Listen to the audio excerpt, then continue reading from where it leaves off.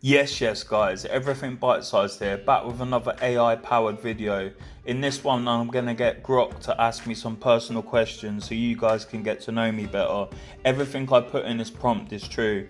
So, I was a rebellious kid who eventually got into drug dealing and petty crime, which evolved into me becoming a heroin and crack addict. But now I don't touch drugs apart from occasionally smoking weed or drinking.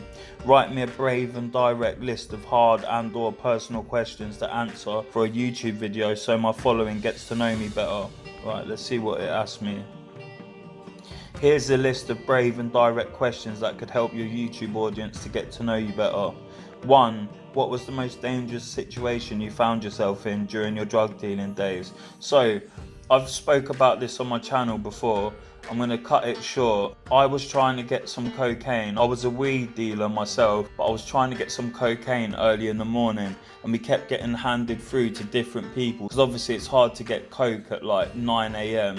So eventually we ended up not knowing who the hell was turning up, but they turned up and they ended up robbing me, and they were expecting to find loads of cash or drugs, but they didn't, and I had a knife held to my throat, and I thought they were going to kill me, and that has traumatized me to this day. I have PTSD over it. It was a huge Rambo knife and it was really sharp, and I literally thought I was going to die. I've never been so scared in my life.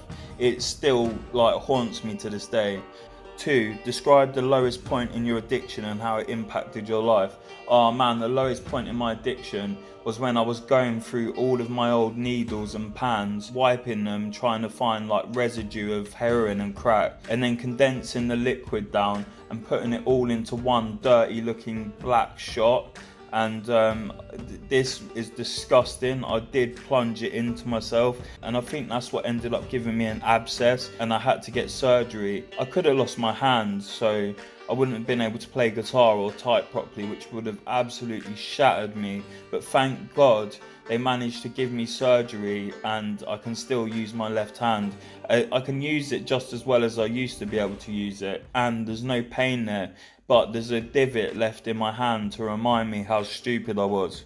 3.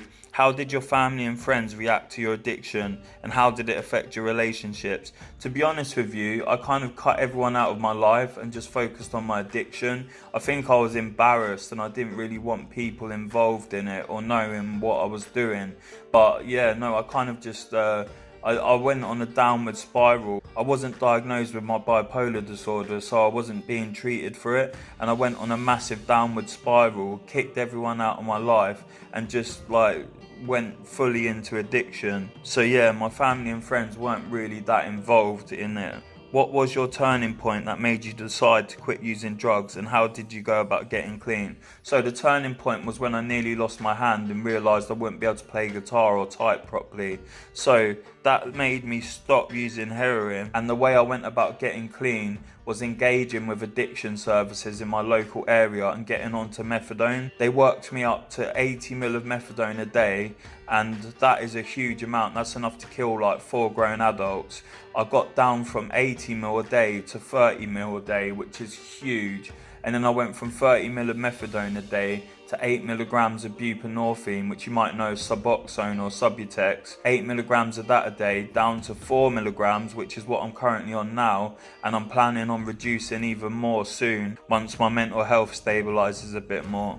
So, question number 5 is, have you ever relapsed, and if so, how did you overcome it? So I've relapsed on cocaine but not on heroin. I don't think I'll ever touch heroin again in my life because the thought of it makes me feel sick, and I know how bad the withdrawals are, and it's hell, and the high you get isn't worth the inevitable withdrawals. If you're at that point where you really don't want to be a heroin addict anymore, you're going to have to keep going through withdrawals every time you relapse, and the withdrawals are just not worth the high you get. That's how I see it anyway.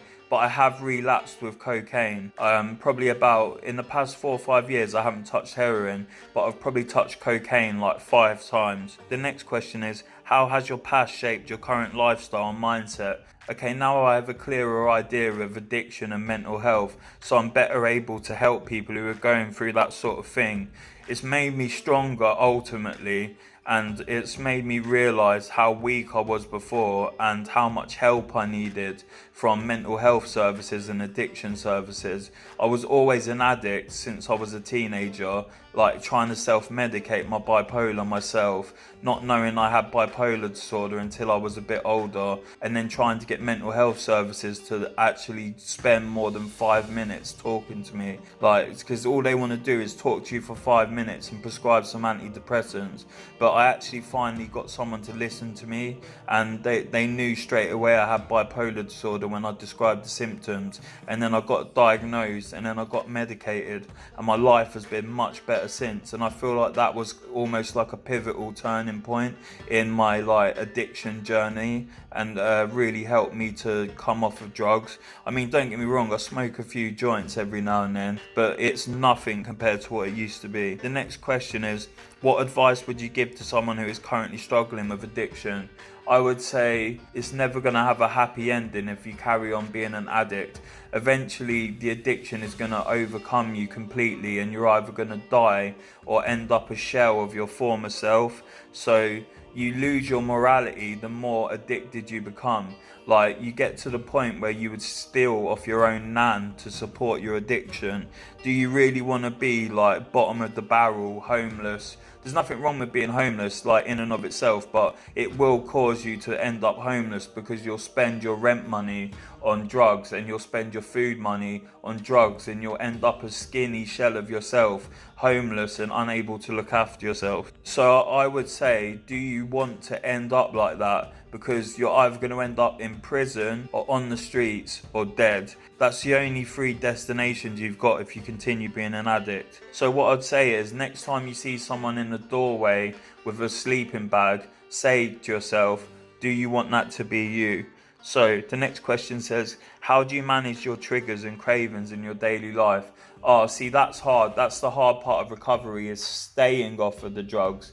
Getting off of the drugs is hard in and of itself, especially with heroin because of the withdrawals. But the staying off of the drugs is the hard part, because I get cravings all day, every day for drugs. I don't know how I manage them exactly.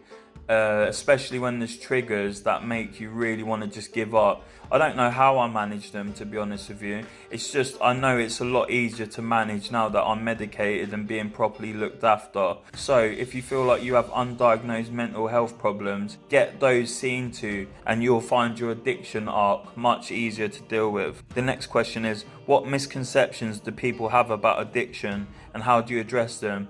Okay, so a lot of people think that you choose to be an addict, it's your choice, but no one actually wants to end up in that lifestyle. They just want some temporary escape or reprieve from their current mental health conditions. That's what I find or think is the most common way that people get addicted. They have mental health conditions and trauma which aren't being addressed properly by the right services, so they end up trying to self-medicate their pain, and then they work their way up the drug ranks, so to speak, until they eventually find heroin and crack. And the escape you get from heroin completely overshadows any trauma you've had while you're high, but then when the high wears off, you've got all that trauma again to deal with, and there's almost like a rebound effect, like the trauma gets worse to deal with because you had that break from it. So you keep looking for more and more high to get rid of that trauma, or try and at least